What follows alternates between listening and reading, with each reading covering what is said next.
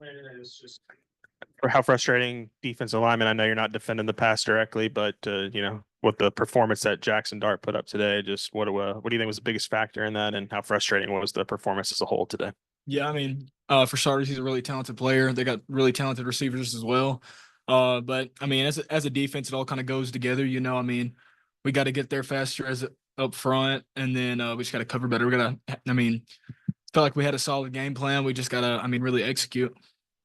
Isaac, what'd you see from Malachi today? First, like real long action in a game, looked pretty good. How did he feel in the huddle and everything like that? Yeah, I think he played extremely well. I mean, you turn on the tape, he's a playmaker through the air with his legs as well. I mean, we've been knowing that all year, just what he does in practice and everything. So, it's cool to see, despite the circumstance, him go out there and really succeed. This is a new team, but last year y'all got off to a really good start defensively, then down the stretch, kind of let go of the rope. How do you avoid, maybe a repeat performance of that this year? Yeah, I mean, really, I mean, we got a whole new team this year, so really try not to look back on last year and do like compare it. I mean, we definitely have to have a reality check, as a team, and I mean, really just come down to earth and figure out our like what we need to get better at and get better at it.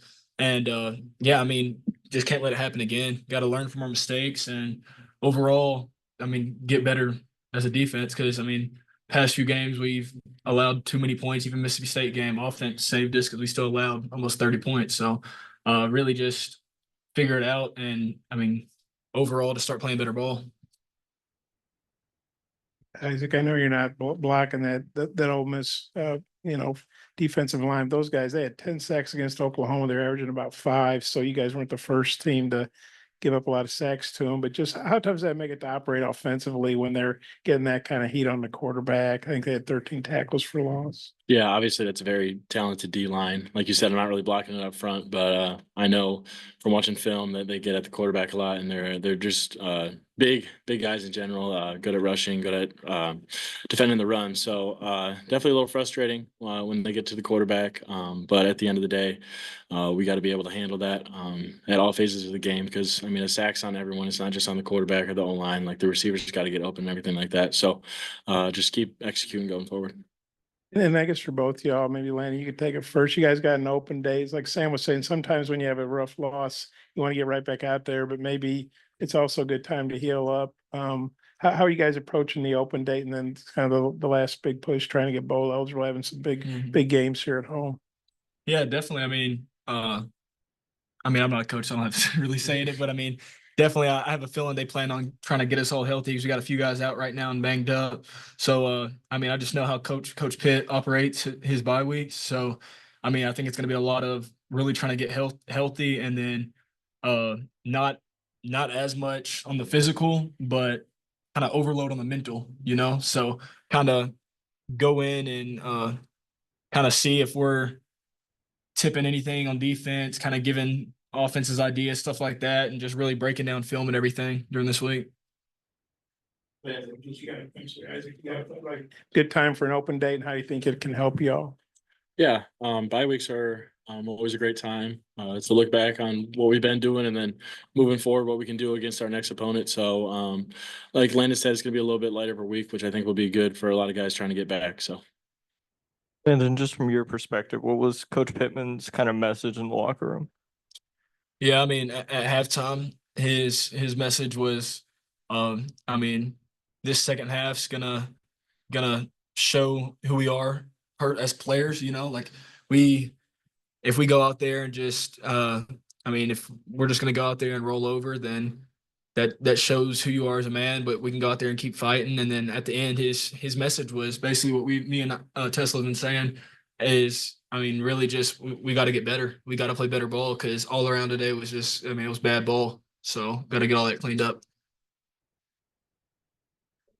Landon, you mentioned the tipping of play, maybe, and Sam also mentioned that. Is that something you could feel like during the game today? Like maybe they've got a read on you guys? Possibly, because I mean, Ole Miss as an offense, they're normally a really high tempo team. They didn't tempo as much against us today, so part of me could think that they were doing that. I'm not 100% sure. I mean, those coaches definitely know much more than me on that, but I mean, it definitely is a big possibility. I guess Landon, you guys had trouble getting pressure on Dart. He's pretty good anyway, but how tough was that? And is their offensive line just that good, or he gets it off that well, or he just? I mean, they all work together well as an offense. Like Isaac said earlier, with giving up sacks, it's a whole unit thing. It's not just about how good the quarterback is or just how good the O-line is. It's receivers getting open, quarterback, tight end, running back, blocking protection. I mean, it all, they just got a really talented offense. So, I mean, as a defensive line and linebackers, we got to find ways to get back there quicker. I guess it was just kind of a rough day all the way around. It wasn't like one side of the ball struggle. It was just, a struggle really for everything. How do you think you guys will respond? I mean, I think we'll respond pretty well. Go in this bye week, get everything cleaned up, and back to work. Got to flush it and look into Texas, because Texas is a really talented team. We can't let this loss turn into another loss against Texas. So really go in this bye week, focus on the film part, and then after the bye week, start, preparing really well on the field for Texas. I thought on that, Isaac, how you guys respond? We covered everything, I think. Okay, I got one more. I know you guys always, it's the SEC, you play good teams all the time, but these ranked teams, I have to add it up, but it's like, I think it's going to be 7 or something. Just how tough is that grind, to deal with? I mean, it's definitely a tough grind, but every player on our team, this is what we chose to do. Most of the guys on the team could have had the option to go play outside of the SEC, but we chose to come here. So it was kind of a choice that we made as players and coaches to be here, and this is the position we want to be in. And me personally, I like to fight. I like playing tough teams and tough players because it only makes you better. So I really like it. You got a thought on that? Yeah, to me, that's not really a negative thing, I'd say. It's more of an opportunity than anything to go out there and show what we can do against the best of the best. So, yeah. Thanks, guys. Appreciate y'all.